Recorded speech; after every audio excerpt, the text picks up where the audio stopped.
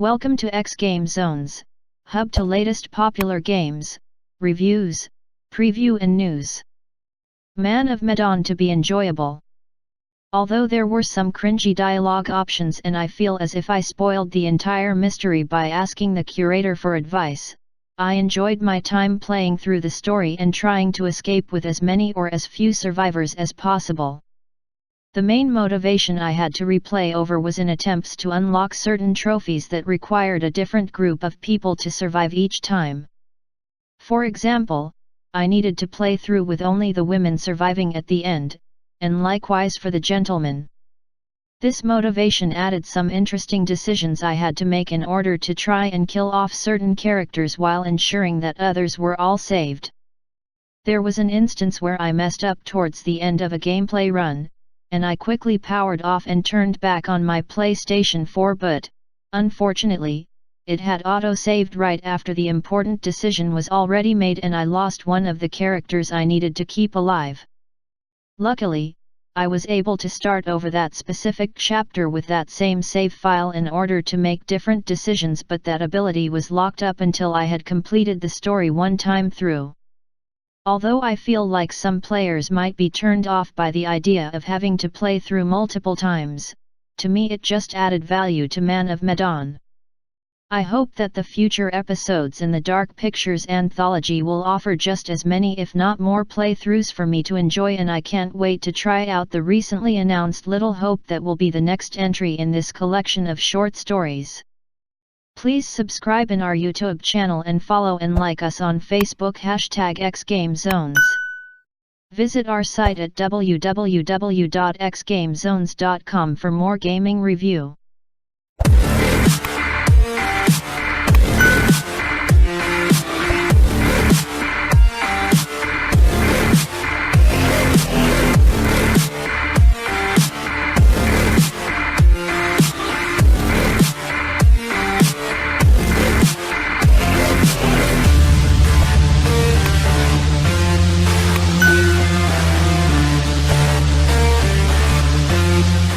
Man of Medan is the first entry in the Dark Pictures anthology, a collection of choose-your-own-adventure style games from Supermassive Games, the creators of the PlayStation 4 exclusive Until Dawn. This time, Supermassive Games has partnered with Bandai Namco to bring you this curated collection of Tales from the Crypt-esque short stories. But can this new horror adventure hold a candle to the critically acclaimed Until Dawn? I found the beginning to be a little weird at first. All I knew about Man of Medan was that 5 characters that you controlled and decided their actions were going on a diving trip gone horrifically wrong. So, having the beginning set in World War II where I controlled a very forgettable US Navy private threw me for a loop. However, in hindsight, I came to appreciate the world building this provided in giving me a look at the main setting of Man of Medan before everything turned upside down. My favorite part of this prologue was the tutorial on how QuickTime events, QTE, are handled throughout the story via an automated Chinese training dummy. Although the events of the prologue seemingly lacked any kind of impact on the main story, it did provide me a glimpse into what's really going on in the story. It wasn't until the second playthrough that I caught these key scenes, however, and the significance of this revelation had me rethinking what I thought really happened on the ship. In playing this prologue again through the second, third and fourth times via co-op and movie night modes to try and get every trophy, I started to wish this entire into was skippable since there's no discernible cause and effect relationship between any of the choices I made. The only good thing about the prologue in Man of Medan is after I finished it, I was treated to an epic title sequence introducing the characters' actors while listening to a fantastic song by American doomed metal band Chemies titled A Conversation with Death. I had never heard of this brand before, but upon listening to this track I immediately fell in love and started furiously googling to find out who they were. This opening sequence for Man of Medan provided the perfect tone for what I was about to experience. After, I was introduced to the curator, a narrator-type role in Man of Medan who provided me with clues, only if I asked for them, in between chapters and gave me remarks as to how I was doing based on the decisions I made for the characters. In retrospect, I wish I hadn't asked for any clues since I feel like they gave too much away in the story. The one piece of advice I'd give to anyone that plays Man of Medan is to try and figure things out yourself. And yes, that will require a couple of playthroughs. After I got things explained by the curator, I started the present-day timeline and was introduced to each of the 5 characters I would be controlling in Man of Medan. I felt like this first chapter did a good job of introducing each character and highlighting their personality to the fullest. I did get some stuttering during this section, especially at the onset of each character's intro, which included wonky texture pop-ins and worsened frame rates. It didn't seem as if there was anything demanding to go on at the time, especially since I had just taken off boost mode on my PlayStation 4 Pro, so I don't know why I was getting graphical hitches at the time. I noticed texture pop-ins were pretty consistent throughout my gameplay, but it wasn't enough to detract from my experience at all. What did detract was that while my PS4 was on boost mode the video output would cut out for a few seconds and cut back in. It got to a point where I was getting a blank screen every 3 to 5 seconds that would really mess up any QTE actions I had to do, but I was playing without any day 1 patch, so I'm hoping that if it hasn't been resolved already it will be soon.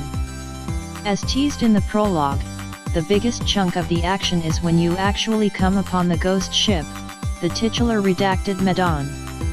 The actual name of the ship is something one may discover while playing through the story, so I'm not going to spoil it here. However, the events of this mysterious ghost ship are actually based on real-life events, which just makes the actual setting that much more believable. Once upon the Medan, all kinds of spooky and paranormal stuff start happening. As if it wasn't spooky enough that dead bodies seemingly literally scared to death are littered all over the ship, allowing Supermassive Games to lean on their expertise in jump scares to really set the mood.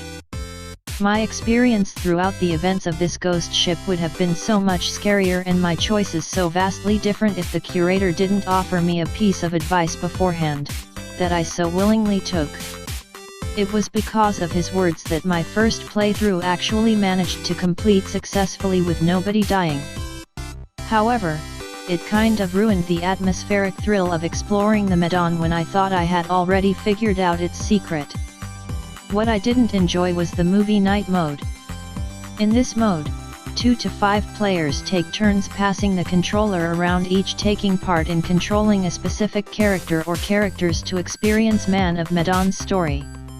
This would have been a great idea if I had any friends that could pay attention for a 6-hour playthrough, but, unfortunately when I played this mode none of my cohorts could even sit still through the prologue. Remember the prologue? I do, and I really wish I could have just skipped it, or at least broke it up into different segments so everyone could have gotten a chance to try the Chinese training dummy and practice QTEs. Trying to pass the controller to a different player when there has been nothing else to do for them up until that point is an exercise in patience. And if their character happens to die towards the beginning of the run, what's there to really do? At least in my experience, I found this to be an interesting gimmick but overall a useless mode. If you have 4 friends that want to watch the Hobbit trilogy with you, then this might be a good mode to try out. Otherwise, if your friends are like mine, then I would suggest you just stick to the single player or online co-op modes instead. If you have any comments or suggestion, feel free to comment below. Thank you for watching. Please subscribe in our YouTube channel and follow and like us on Facebook #xGameZones. For more gaming review, visit our site at www.xgamezones.com. Don't forget to click the notification bell.